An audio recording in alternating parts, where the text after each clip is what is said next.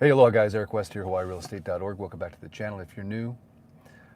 You know, my tagline before the fire was everything you really need to know about Hawaii and its real estate, but you can't find in the listing. I think my new tagline is everything you really need to know about Lahaina fire, but you can't find in the media because it's all been covered up or lied about. That could be accurate. So yeah, I'll be honest with you, I'm getting ready to take you guys on a little drive for the first time ever in a year through Honopi'ilani Highway, which is the highway that runs parallel to Front Street. And it's the first time it's been open since the fire. I think it opened maybe a couple of days ago, but I've been busy working. And so this was the end of a long week of working, and there's a south swell, and I thought, oh, I might go try to catch a couple waves before the sun goes down. And my wife reminded me that, oh, you can drive through now on the highway. So instead of going surfing, plus it's high tide, I thought to myself I would just drive you guys through so you can see it.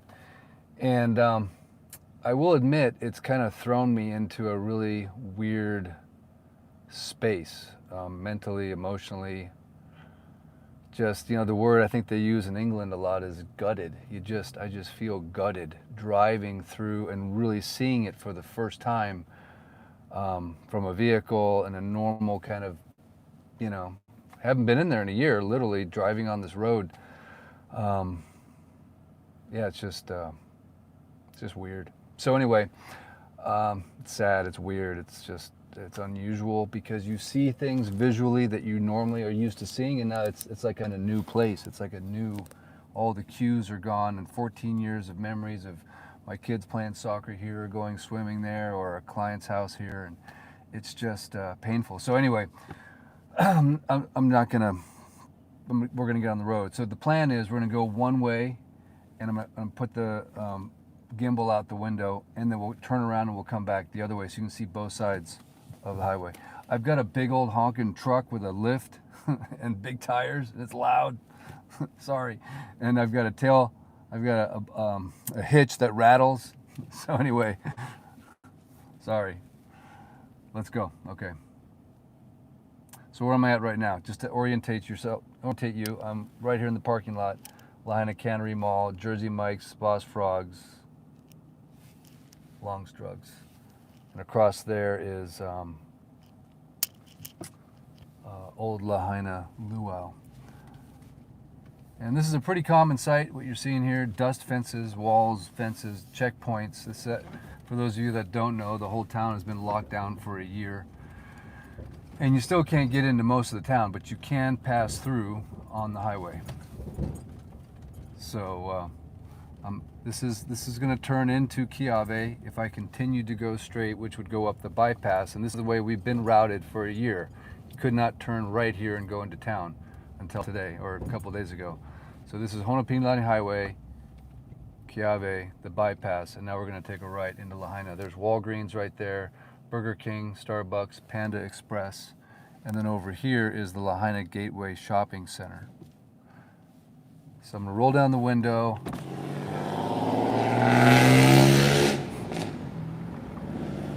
And here we go. And I'll try to go slow and explain to you what you're seeing. Obviously the West Maui Mountains off in the distance. This is Opukea. Ho'onanea is over to the left. You can't see it right now, but this is Opukea. And as you can see, this building is gone. There was a building right there. And right next to that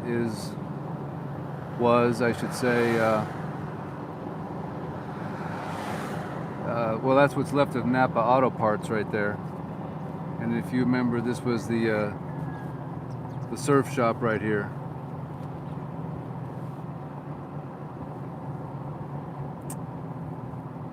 Sugarcane train. This is where the pawn shop was. Safety check.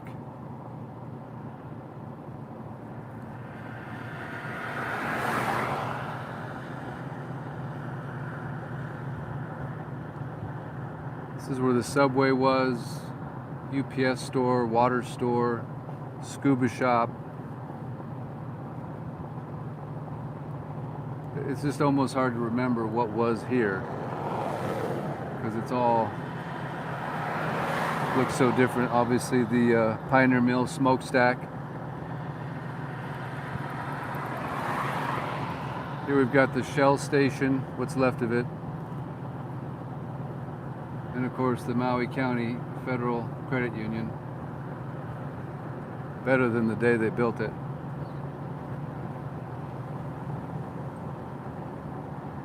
There was some sort of like Section 8 housing that used to be right here.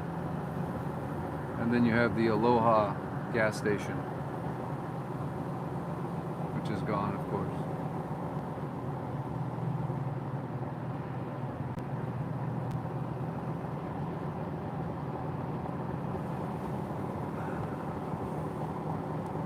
Beautiful West Maui Mountains off in the distance. You can see some of the fencing that was put up behind there.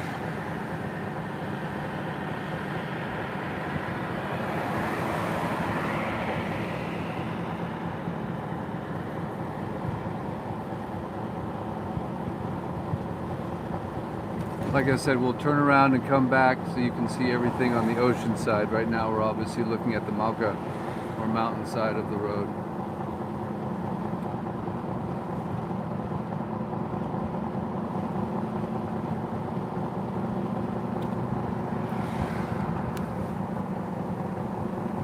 I've gotten lots of calls from people, text messages, whatnot, wanting to know sort of where you can and can't go and different points of access. Like I said, this is the first time we've been able to drive on this road basically in a year. We just passed the skate center. This is the aquatic center and the Lahaina Recreation Center. Boys and Girls Club right back there. The homeless shelter was back there. It did completely burn, even though it was, in my opinion, completely separated from the main fire.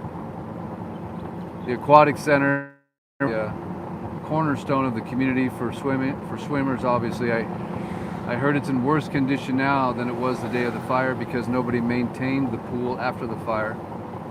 It's really fallen into disrepair. And unfortunately, all the people that were on the swim team, unable to swim, they've got to drive to either Kihei or to upcountry.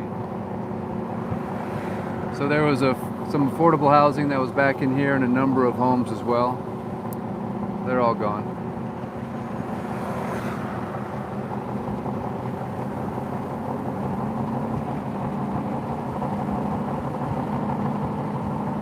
Pet cemetery.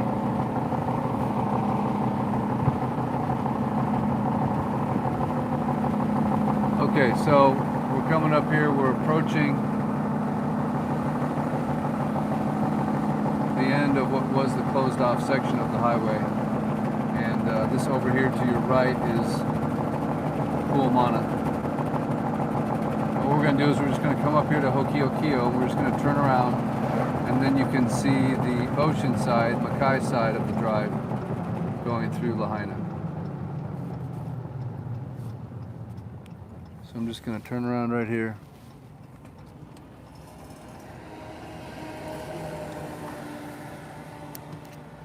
Obviously we got a sunset coming up here, so you'll be looking into the sun a little bit, but it shouldn't be too bad. This portion of the drive to me is probably the most interesting because you can just see so much ocean now, whereas before obviously it was blocked by houses. Off in the distance is what's left of Pu'umana, some of the oceanfront buildings. This is Pu'umana. This is the entrance to Front Street right here. Right here, this is the south entrance to Front Street. So these were all homes in here.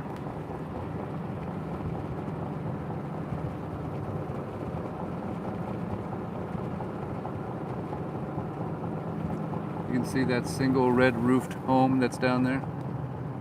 It's kind of famous. Old plantation style house.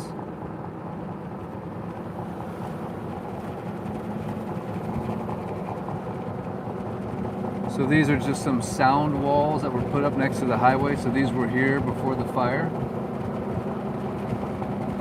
Basically providing sound protection from the highway. This is the Shark Pit neighborhood. I recently put a video up of like that. And then coming up here on the right-hand side, we've got, again, the recreation center. All the soccer fields, football fields, baseball fields where my boys grew up playing. And there's some basketball courts back in there. And again, this is the aquatic center. But this is the corner of Shaw and Honopi'ilani Highway. If you remember, this is the location of the original Food Line videos that I did with the Baptist church right there. And this is where the cars would line up down the highway to get their food during COVID.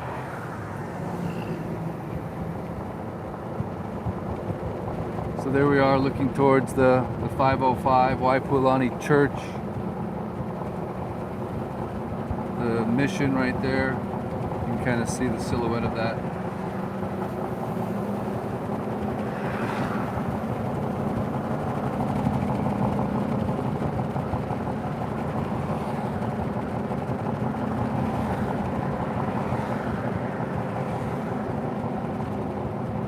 See the steeple of the Catholic Church right there. And this would be the location of Aina Nalu condos right here behind this wall.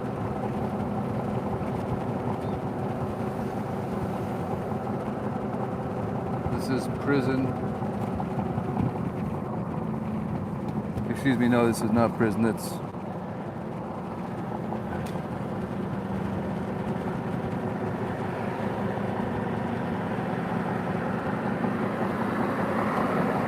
Lahaina Luna Road, where we passed Maui County Federal Credit Union before. Everything on all four corners. Well, I guess that gas station survived. Yeah, I think that was a Texaco.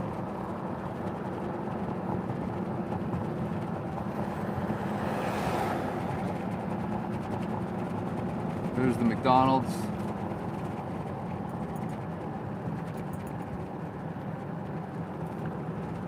Looking down towards Front Street. This was the Maui Medical. We just passed the First Hawaiian Bank. The outlet mall is right there.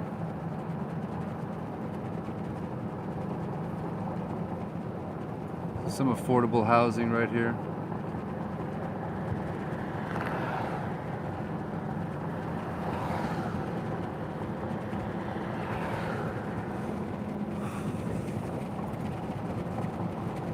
Front Street Apartments and some other affordable housing would have been right here. And of course, Kahoma Village.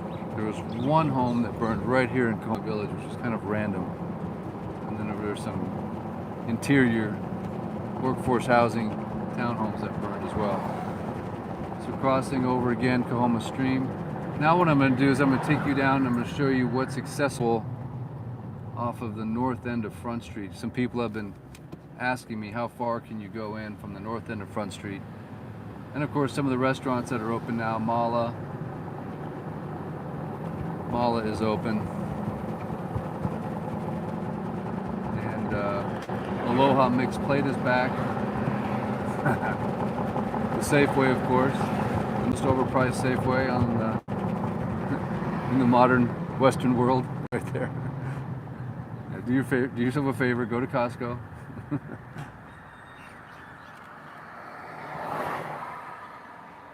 So right now we're on the corner of Kapunakea.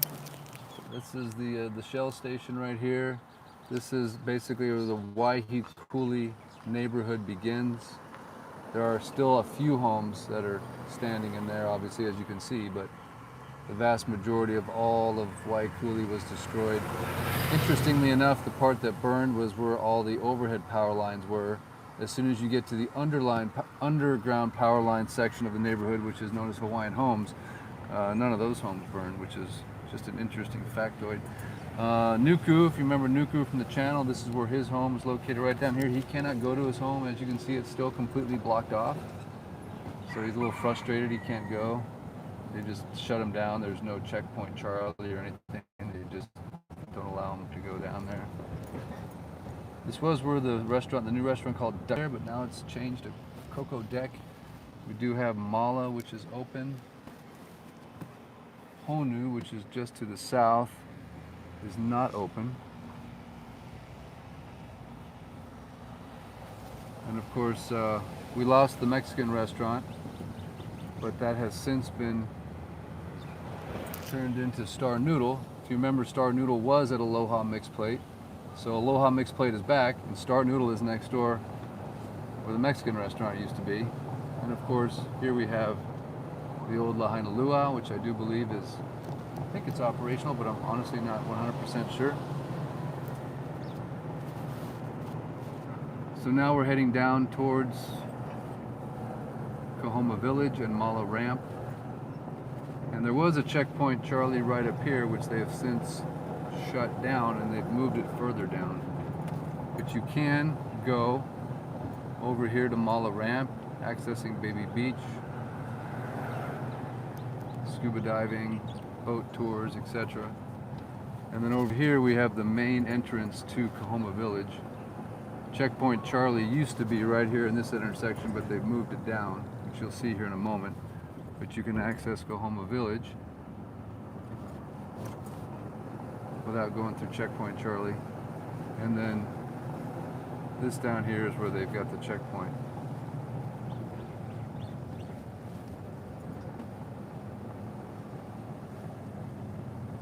So this is, if you remember, Kaipali. So if you have a home on Kaipali, you can actually access it without going through the checkpoint.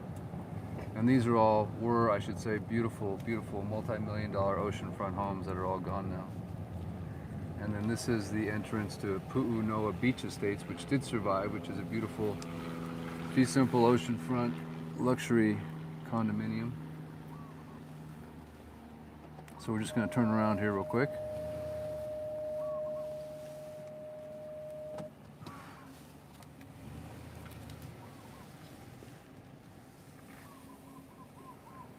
So anyway, guys, I hope that helps a little bit with orientation, a little update on what's going on here. The vibe on Maui is definitely different these days in terms of, it feels much slower than usual. I think our visitor occupation level, I should say, occupation of vacation rental condos is, I think, down 30 or 40%. And I think with the upcoming and pending potential ban that's going to go through Maui County Council, we could see visitor numbers drop. But the good news is I checked the visitor actual count and I think we're only down 1.8% for the year over last year. So that's encouraging. But we're definitely hoping for the best in terms of people continuing to come and supporting Maui, coming here on vacation, not forgetting about West Maui, not writing us off, not thinking that they're not welcome or that there's a negative vibe, because there really isn't. The Aloha spirit is alive and well, and people need to make a living more than ever. Last time I checked, inflation is ridiculously out of control, and if you think it's if you think it's expensive in your neighborhood, right, try West Maui on for size. Oh, it's unbelievable. So I think the best way that we can solve the problem is to band together, to help each other, to bring awareness and truth. And of course, as we get ready to hit the 1-year anniversary, creating as much awareness as you can with the people that you know and love in your social circles, on your social networks, on your text line, in your email, anybody that you can, to reach out and encourage them to not forget about Lahaina and to continue to support in prayer, in thoughts, in giving. I was just on the Rick Hamada show yesterday morning, I think it was. I think so. Anyway, I'm just kind of off from this whole experience, I'll be honest with you. And just, I don't know, man. I just kind of took the wind out of my sails. Anyway, I was on the Rick Hamada show, and it was nice that they pointed out that there's hundreds of GoFundMes out there that you can find and give to people. They're still up, right? They still need money. They probably need money more now today than they did a year ago. There's still churches like the Citizens Church and Calvary Chapel and Faith Family Maui and Grace Bible and the Methodist Church here in town. I mean, you can give to all those organizations. They still need your help. I started a program called Switch for Lahaina. You can check it out. I'll put a link in the description. It's switchforlahaina.com. We've got a local crew of workers that are basically making some supplemental income. We hope it'll be full-time income soon, but a way that they can work from anywhere. A lot of them don't even live in Lahaina anymore. So if you haven't checked that out yet, please do. Switchforlahaina.com. So just everyone doing what they can.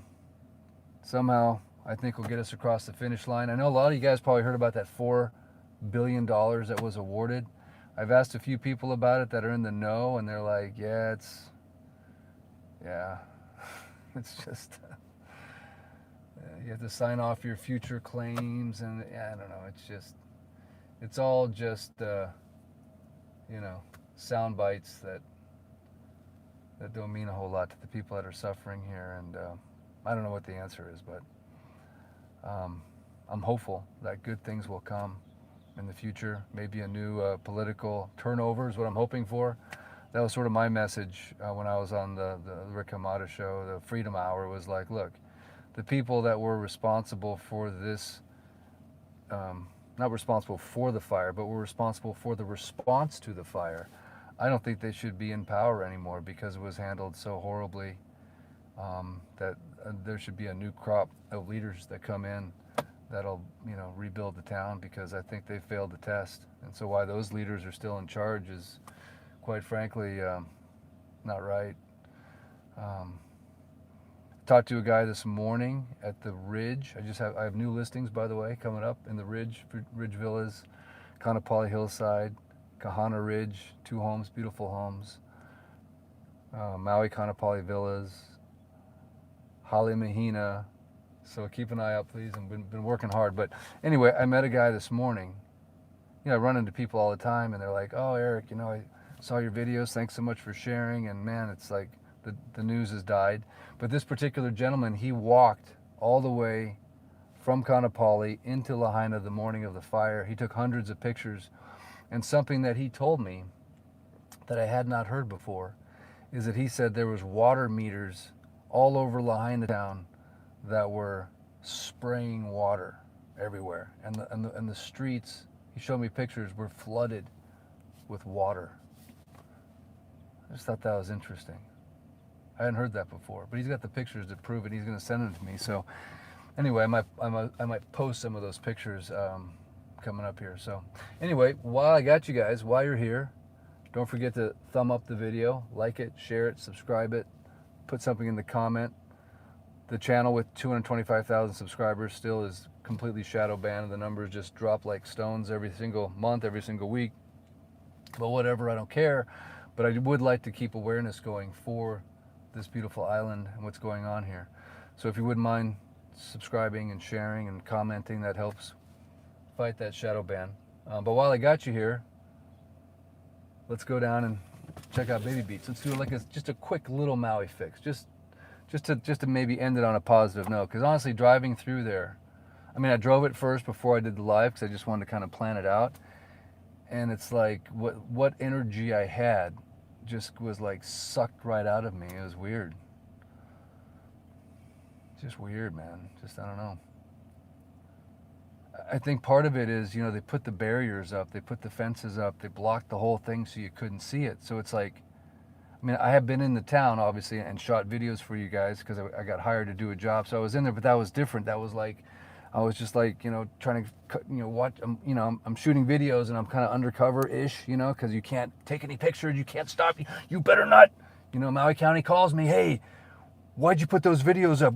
How'd you get into the town and take those videos down? So when I was in there, it was different. I was sort of like, adrenaline rushed and just not thinking about, but this is the first time I just drove through just like in a car, like I normally would on a normal day going to look for ways. And it's just like, oh, like, oh, bruh, the town is flipping gone because we haven't seen it with our own eyes. And that was also my point on the Rick Hamada show. They asked me at the beginning of the show, like, tell us about your experience that day and what happened the day of the fire. And what just came out of my mouth out of nowhere was like, what happened to me, it happened to a lot of people, and a lot of people have a different perspective on what happened that day, and they all need to be heard. And the truth needs to come out because it's been blocked, it's been suppressed, it's been It's been squashed. It's been turned into a narrative with 4 sound bites from 5 mainland stations that are still trending at the top of YouTube.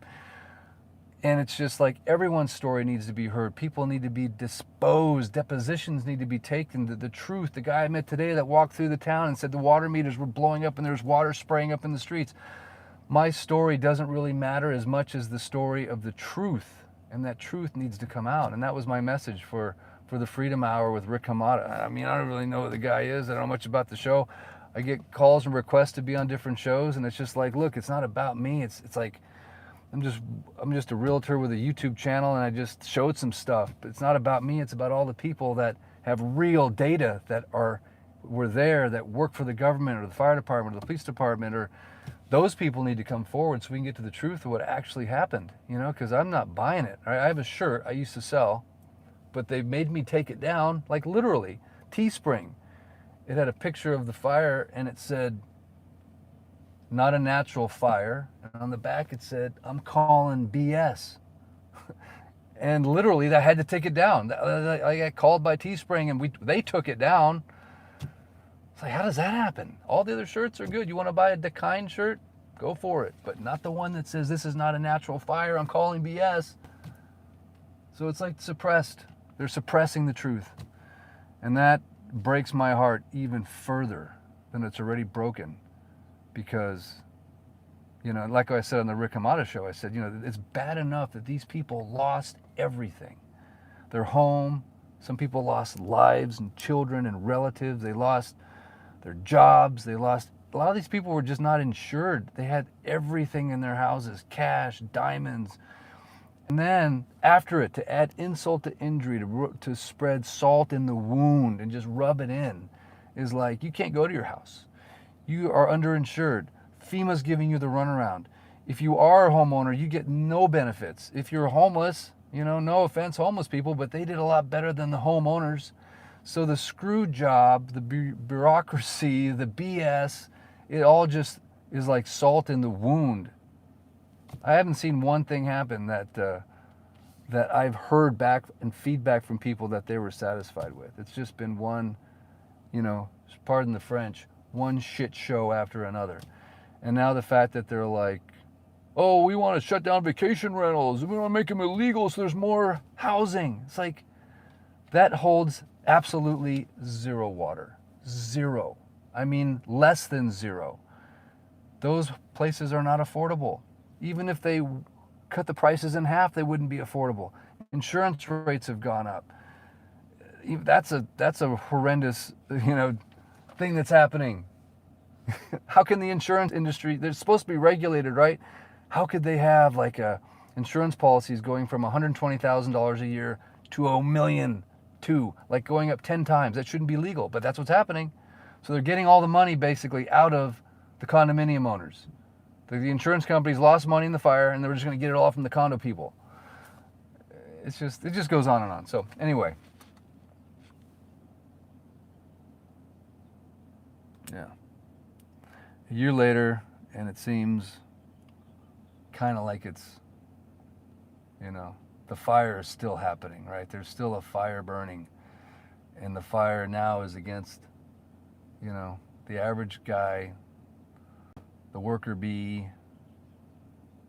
And honestly, people that own condos on Maui, they're average people too. They might not be average in the sense of, you know, they're not billionaires, they're not elites, they're not paid off, they're hardworking people that worked hard to buy a condo. But they try to clump them all into one soundbite, into one discriminatory hatred soundbite. And it's just so wrong. Like, who's ever running these organizations that are speaking out, you can tell they've all been scripted. They've all been told what to say and get emotional and get weird. And doesn't make sense. All right, we're going to go down to Baby Peach. I think I'm done. I think I'm done with whatever that was. I'm just, yeah. Okay. Let's go down. Take a look around.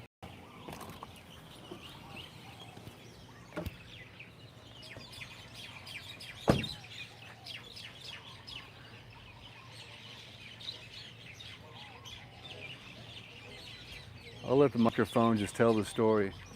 You can hear the miter birds. You can hear some local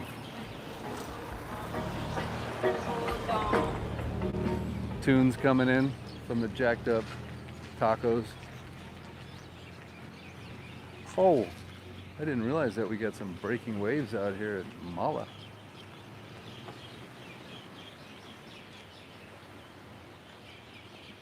I always like that shot. Looking into a fin with the sunset and the ocean in the background, right? We got some palm trees. We got some setting sun. We got some salt water dripping off a board.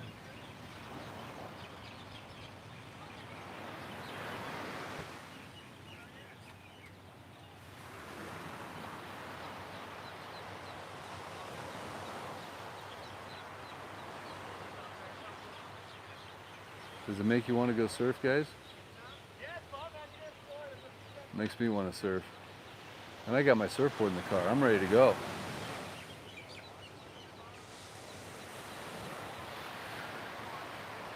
But for those of you who are familiar with this area, or if you're not, that's Mala Ramp right there.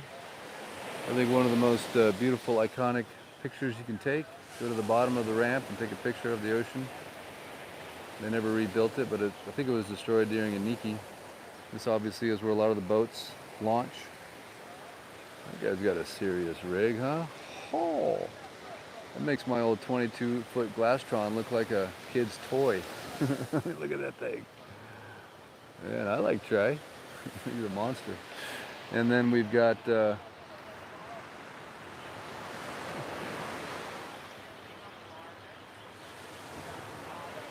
some baby beach. Got a little bonfire party getting ready to start up, maybe? Maybe not, I don't know.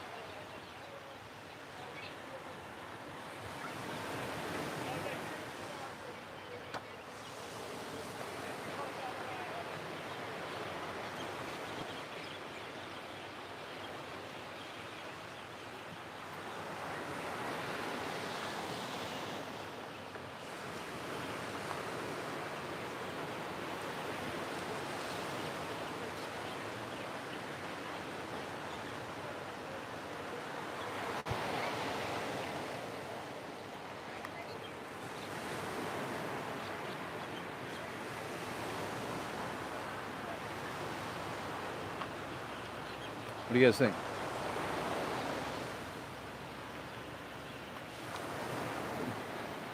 How you like the sign, huh? Good stuff, huh?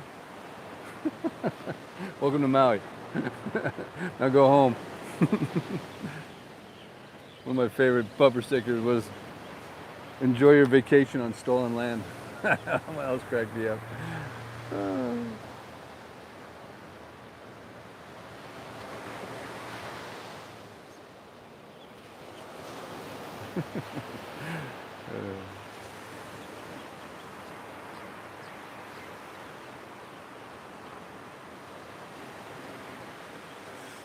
All right, just a little Maui fix. Just a little bit of sunshine, a little bit of love, a little bit of aloha.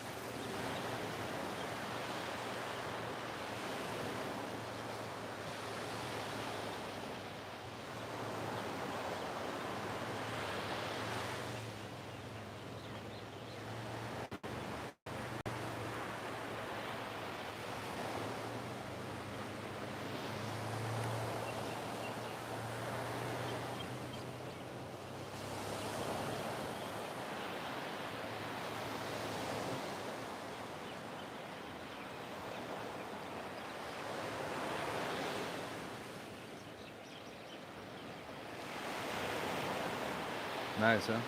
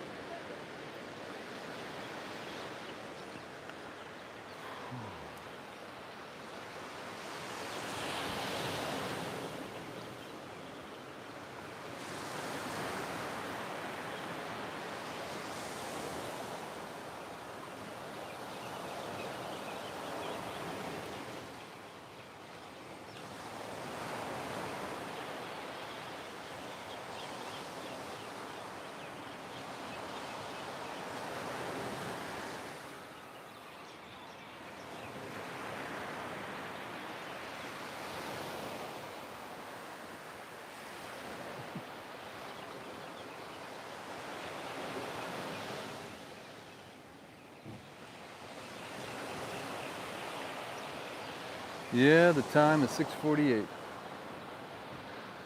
I'd love to stick around for the whole sunset, but unfortunately I have to go to a new listing. I promised them a twilight shot in their backyard.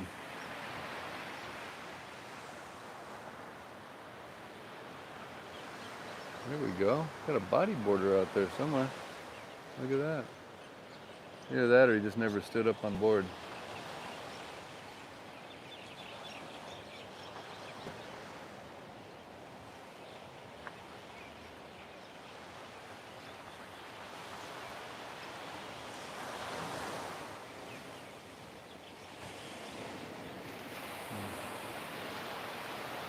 All right, guys. Well, hey, thank you so much. I appreciate it as always. Thank you so much for tuning in for that first look at Lahaina town.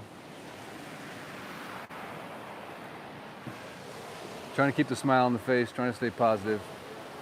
So thank you so much for your support and your love. Thanks for caring. Thanks for sharing. Sharing is caring. What's that? Oh yeah, camera's looking this way, bro. All good.